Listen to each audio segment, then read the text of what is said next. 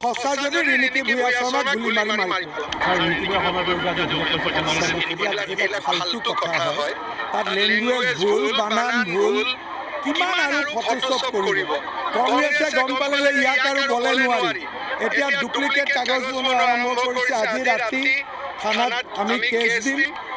অসম পুলিচক মই ৰিকুৱেষ্ট পঠাম যে টিম যাওক পাছপোৰ্ট কেইখন লৈ আহক ডুপ্লিকেট যদি পৱন খেৰাক জেল দিয়ক আৰু সঁচা যদি ৰিণিকী ভূঞা শৰ্মাক গুলি মাৰি পেলাওক আজি ৰাতি মোৰ কোনো দেৰি নাই কাৰণ এইবিলাক টাইটেলটো এটাত লিখিছে H8 এটাত লিখিছে SAS এটাত লিখিছে ইজিপ্টিয়ান 1N এটাত লিখিছে ইজিপ্টিয়ান 2N সিহঁতৰ মাথাও নাইতো কংগ্ৰেছবিলাক বুৰ্বক পাৰ্টি নহয় চুৰু কৰিব ভালকৈ নাজানে চুৰ কৰিবতো এটলিষ্ট মানুহে ট্ৰেইনিং ল'ব লাগে সিহঁতে চুৰিও কৰিব নাজানে বকৰ কাৰণে মই আজি কৈছোঁ 200 কোটি টকা এটা স্পেচিয়েল পেকেজ দিম ৰাস্তা ঘাট বনাব আৰু বকোত আমি এখন ভাল ইনষ্টিটিউট দিব যত্ন কৰিম যাতে বকো সমষ্টিটো আগবাঢ়ি যায় এতিয়া সেই বিষয়টো মই মুখেদিয়ে মাতিব নোৱাৰোঁ ইলেকশ্যন কমিশ্যন আছে 9 তাৰিখৰ পিছতহে এই সম্পৰ্কত মই উত্তৰ দিম এতিয়া উত্তৰ দিলেই মোক ধৰিব 90 পৰা 100খন আৰু এক্সট্ৰিম যদি ভাল হয় 101-2 লৈকেও যাব পাৰে কিন্তু 90ৰ তলত নহয় সেইটো কনফাৰ্ম কংগ্ৰেছে কৈছে বকত যুঁজ হ'ব বিজেপিৰ সৈতে যুঁজ লাগে নেকি মিটিংখন দেখিলে কিবা যুঁজ হ'ব বুলি সিহঁতৰ যুঁজ সিহঁতৰ ঘৰৰ ভিতৰত হৈ থাকিব আমি পাব্লিকৰ লগত আছোঁ সিহঁতি নিজৰ ঘৰৰ ভিতৰতে যুঁজ বাগৰ কৰি থাকিব সিহঁতি কয় যুঁজ এখন হ'ব আমি কওঁ যুঁজ এখন নহয় আমি জিকিম যুঁজা আৰু জিকাৰ মাজত পাৰ্থক্য আছে যোনে অলিম্পিকত গ'ল্ড মেডেল পায় সি কয় মই মেডেল লৈ আহিম যোনে গ'ল্ড মেডেল নাপায় মা গ'ল্ড মেডেল পাবিনে মা ট্ৰাইটো কৰিম ইহঁতি আছে ট্ৰাই পাৰ্টিত সেইকাৰণে কয় ইছলামিক ৰাষ্ট্ৰৰে সম্পৰ্ক আছে মুখ্যমন্ত্ৰীৰ পত্নী ৰিণিকীৰ ভুল খালে মুখ্যমন্ত্ৰী হিমন্ত বিশ্ব শৰ্মাৰ দেশপ্ৰেমৰ প্ৰকৃত মুখা ইছলামিক ৰাষ্ট্ৰৰ নাগৰিকত্ব লৈ জনতাৰ কাঠগড়াত মুখ্যমন্ত্ৰীৰ পত্নী ৰিণিকী 2 ইছলামিক সহ 3 দেশৰ সক্ৰিয় পাছপোৰ্টৰ গৰাকী মুখ্যমন্ত্ৰীৰ পত্নী 2খনকৈ ইছলামিক দেশৰ নাগৰিকত্বও আছে মুখ্যমন্ত্ৰীৰ পত্নীৰ পূব কেৰিবিয়ান দ্বীপৰাষ্ট্ৰ এণ্টিগুৱা বাৰ্বুডাতো নাগৰিকত্ব আছে ৰিণিকীৰ কেনেকৈ 3খন বিদেশী ৰাষ্ট্ৰৰ নাগৰিক হ'ল ৰিণিকী ভূঞা শৰ্মা যিজন মুখ্যমন্ত্ৰীয়ে অহৰহ গৌৰৱ গগৈৰ পত্নীৰ নাগৰিকত্ব আৰু দেশপ্ৰেমক লৈ প্ৰশ্ন উত্থাপন কৰি ৰাজনীতি উত্তাল কৰি ৰাখিছে সেইজন ডক্টৰ হিমন্ত বিশ্ব শৰ্মাৰ নিজৰ ঘৰতে এতিয়া ওলাইছে এক ভয়ংকৰ পাছপোৰ্ট আৰু নাগৰিকত্বৰ কেলেংকাৰী কংগ্ৰেছ নেতা পৱন খেৰাই এক বিস্ফোৰক সংবাদমেল সম্বোধন কৰি তথ্য প্ৰমাণসহ মুখ্যমন্ত্ৰী হিমন্ত বিশ্ব শৰ্মাৰ পত্নী ৰিণিকী ভূঞা শৰ্মাৰ ভয়ংকৰ নাগৰিকত্ব কেলেংকাৰী ফাদিল কৰিছে নিৰ্বাচনৰ প্ৰাক্ষণত পোহৰলৈ অহা এই ভয়ংকৰ তথ্যসমূহে প্ৰমাণ কৰিছে যে মুখ্যমন্ত্ৰীৰ পত্নী ৰিণিকী ভূঞা শৰ্মাৰ ওচৰত এখন নহয় 2খন নহয় একেলগে 3খনকৈ বিদেশী পাছপোৰ্ট আছে আৰু এই সকলোবোৰ পাছপোৰ্ট স্বামী হিমন্ত বিশ্ব শৰ্মাই মুখ্যমন্ত্ৰী হোৱাৰ পিছতে লাভ কৰিছে ৰিণিকী ভূঞা শৰ্মাই रिनिकी भूया शर्मा भारत का पासपोर्ट भी रखती हैं is she a citizen of India also because we have shown you 3 passports. One is the golden pass of UAE Abu Dhabi, issued in Abu Dhabi. It is a living document, not an expired document. Number 2, Egypt, living document, living passport, not an expired passport. Number 3, Antigua Barbuda, living passport, not dead, not expired. How can an Indian national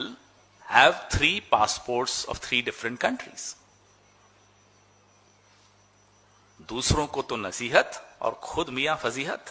दूसरों के लिए कहते हैं ये वहां का, ये पाकिस्तान, ये बांग्लादेश, और खुद अपने घर में 3 पासपोर्ट आपकी धर्मपत्नी के हैं, ये सामने हैं। क्या ये पासपोर्ट सही हैं?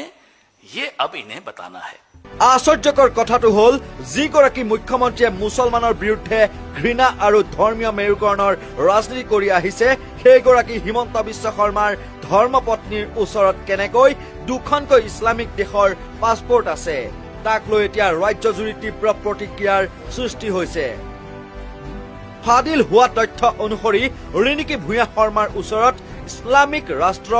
UAE অৰ্থাৎ ইউনাইটেড আৰব এমিৰেটছৰ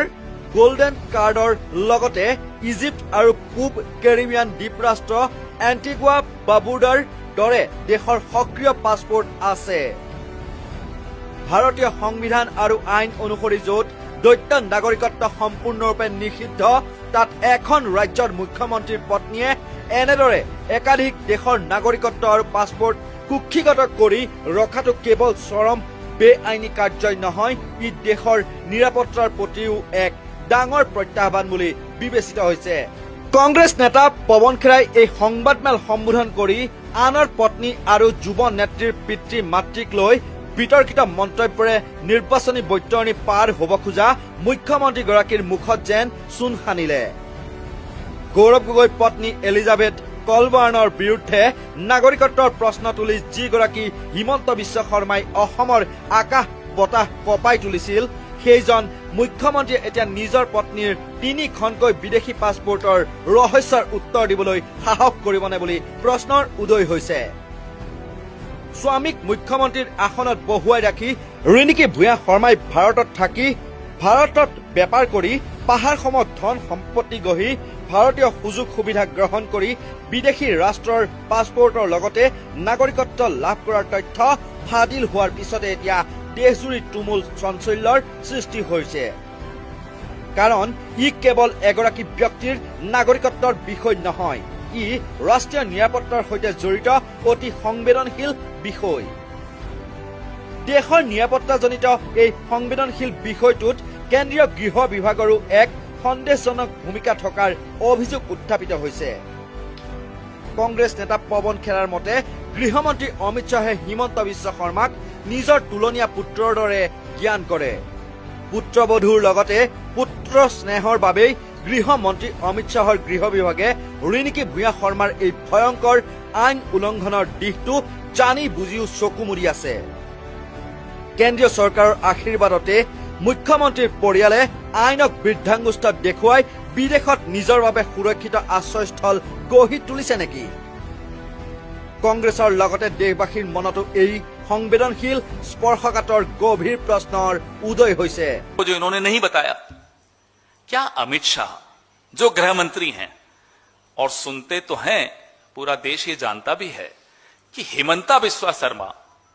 अमित शाह के दत्तक पुत्र हैं। He is like an adopted son of Amit Shah. Jay Shah से जितनी वो मोहब्बत करते हैं उसने थोड़ी सी कम हिमंता बिस्वा शर्मा से करते हैं। और क्या देश के गृह मंत्री को यह जानकारी थी कि उनके दत्तक पुत्र की पत्नी यानी कि उनकी दत्तक बहू 3 पासपोर्ट्स रखती है? নিৰ্বাচনৰ পূৰ্বে গৌৰৱ গগৈ আৰু তেওঁৰ পত্নীৰ বিৰুদ্ধে SIT গঠন কৰি তদন্তৰ ভাবুকি দিয়া হিমন্ত বিশ্বৰ এতিয়া নিজৰ পত্নীৰ বিৰুদ্ধে এক নিৰপেক্ষ তদন্ত ঘোষণা কৰিবলৈ সাহস হ'বনে? যিদৰে বিৰোধী নেতাৰ পৰিয়ালক লক্ষ্য কৰি তদন্তৰ জাল পেলাই সেই একেদৰেই পত্নী ৰিণিকী ভূঞা শৰ্মাৰ 3খনকৈ দেশৰ পাছপোৰ্ট আৰু দ্বৈত নাগৰিকত্বৰ বিষয়টোৰ তদন্তৰ বাবে এখন বিশেষ তদন্তকাৰী দল গঠনৰ দাবী তুলিছে কংগ্ৰেছে। এখন সীমান্তৱৰ্তী ৰাজ্যৰ মুখ্যমন্ত্ৰীৰ পত্নীয়ে এনেদৰে ইছলামিক ৰাষ্ট্ৰৰ সৈতে সন্দেহজনক সম্পৰ্ক ৰখাটোৱে তেওঁলোকৰ তথাকথিত ৰাষ্ট্ৰবাদৰ ফুপুলা স্বৰূপটোৱে উদঙাই দিছে বুলি এতিয়া চৰ্চা চলিছে। আনক কঠোৰ আইনৰ আওতালৈ আনি বুলি ভাবুকি দি অহা মুখ্যমন্ত্ৰীয়ে নিজৰ পত্নীকো সেই কঠোৰ আইনৰ আওতালৈ অনাৰ দাবী উঠিছে সৰ্বত্ৰে। লগতে ৰাজ্যৰ সচেতন লোকে এতিয়া প্ৰশ্ন কৰিছে, যিগৰাকী মহিলাই ভাৰতীয় আইনক উলংঘা কৰি থৈ বিদেশী পাছপোৰ্ট আৰু নাগৰিকত্ব লৈছে, তেওঁৰ মুখ্যমন্ত্ৰী স্বামীয়ে কেনেকৈ আনৰ দেশপ্ৰেমৰ প্ৰমাণ পত্ৰ বিলোৱাৰ নৈতিক অধিকাৰ লাভ কৰে? এই লুণ্ঠনকাৰী চৰকাৰখনে নিৰ্বাচনত পৰাজিত হলে বিদেশলৈ পলায়ন কৰাৰ বাবেই এইদৰে পাছপোৰ্ট আৰু বিদেশী সম্পত্তিৰ ব্যৱস্থা কৰি থৈছে নেকি? সেই প্ৰশ্নও এতিয়া অসমত ব্যাপক ৰূপত চৰ্চা লাভ কৰিবলৈ ধৰিছে। নিউজ ডেস্কৰ ৰিপৰ্ট, নৰ্থ ইষ্ট নাও। মুখ্যমন্ত্ৰী হিমন্ত বিশ্ব শৰ্মা ডাঙৰীয়ে প্ৰতিটো কথাতে চিনাকি অচিনাকি মানুহৰ কথা কয় সমান্তৰালকৈ আমাৰ অসম প্ৰদেশ কংগ্ৰেছৰ সভাপতি গৌৰৱ গগৈ ডাঙৰীয়াৰ বিষয়ে কয় পাকিস্তানৰ লিংকটোতো অনবৰতে কৈয়ে থাকে তেওঁ তাৰোপৰি গৌৰৱ গগৈ ডাঙৰীয়াৰ পত্নীকো মুখ্যমন্ত্ৰী ডাঙৰীয়াই টানি আনে এতিয়া কথা হৈছে যে মুখ্যমন্ত্ৰী ডক্টৰ হিমন্ত বিশ্ব শৰ্মা ডাঙৰীয়াৰ চিনাকি অচিনাকি পাকিস্তানী লিংক গৌৰৱ গগৈ ডাঙৰীয়াৰ পত্নীৰ কথা যে টানি আনে এতিয়া অসমৰ ৰাইজক জনাওক যে আজি যিটো সংবাদ মাধ্যমত আমি দেখিবলৈ পাইছো যে আপোনাৰ পৰিবাৰৰ 3খন পাছপোৰ্ট আছে 3খন দেশৰ পাছপোৰ্ট আছে তাৰে 2খন আছে ইছলামিক দেশ এখন ডুবাই আনখন আছে আপোনাৰ ইজিপ্ত এই বিষয়ে কি ক'ব এনেকুৱা কি অৱস্থা আহিলে এনেকুৱা কি পৰিৱেশ আহিলে যে আপোনাৰ পৰিবাৰে 3খনকৈ পাছপোৰ্ট ল'ব লগা হ'ল মানে ভাৰতৰ বাহিৰত বিদেশী ৰাষ্ট্ৰৰ নাগৰিকত্ব ল'ব লগা হ'ল কিহৰ কাৰণে অসমত কি সুৰক্ষিত অনুভৱ নকৰে নেকি আপোনালোকে দেখোন জাতি মাতি ভেটি ৰক্ষাৰ কথা কয় সকলো কথা বাদ দিয়ক আপুনি মানে মুখ্যমন্ত্ৰী ডাঙৰীয়া আপোনাক সুধিব বিচাৰিছো আপুনি হিন্দু মুছলমান মিয়া উচ্ছেদ গৰু মাংস কোনে দাঁতেৰে গৰু মাংস খাইছে এইবিলাক কথা কৈ মানে আপোনালোকে আপোনালোকৰ গোটেই পৰিবাৰে মানে এতিয়া মানে কি অসম এৰি পলাই যোৱাৰ পৰিকল্পনা কৰিছে নেকি মানুহক এইবিলাক বিষয়ত ব্যস্ত ৰাখি পেলাই আপোনালোকে বিদেশৰ পাছপোৰ্ট ল'ব লগা আছে বিদেশৰ নাগৰিকত্ব ল'ব লগা আছে কি এনেকুৱা পৰিস্থিতি আহিলে আৰু লগতে আপোনাৰ পৰিবাৰে 12,000 কোটি টকা 52,000 কোটি টকাৰ মানে বিজনেছ কৰিব 52,000 কোটি টকাৰ আৰু আমাৰ অসমীয়া মহিলা কেৱল 1250 টকা কেৱল 9,000 টকা সীমাবদ্ধ ৰাখিব বিচাৰিছে এনেকে হলে নহব আমাৰো প্ৰত্যেকগৰাকী মহিলা 52,000 কোটি টকাৰ মানে মহিলা বনাব লাগিব কেৱল 1250 টকাৰ মহিলা বনালে নহব নহয় আপুনি চিনাকি অচিনাকি কথা কৈ পেলাই হিন্দু মুছলমান কোনে গৰু মাংস খাইছে কোন পাকিস্তানৰ লগত লিংক আছে কাৰ পত্নী পাকিস্তানত গৈছিলে এইবিলাক যে কথা কয় আজি এইটো বিষয়ত কি ক'ব আপুনি আপোনাৰ বিচলীয়া কথা আপোনাৰ দুমুখীয়া চৰিত্ৰ সকলোৱে গম পাইছে ৰাহুল গান্ধী ডাঙৰীয়া আপুনি কৈ আছে বহুত বেয়াকে কৈছিলে তৰল মন্তব্য কৰিছিলে এতিয়া আপুনি এইটো বিষয়ত কি কৰিব অসমৰ ৰাইজে জানিব বিচাৰিছে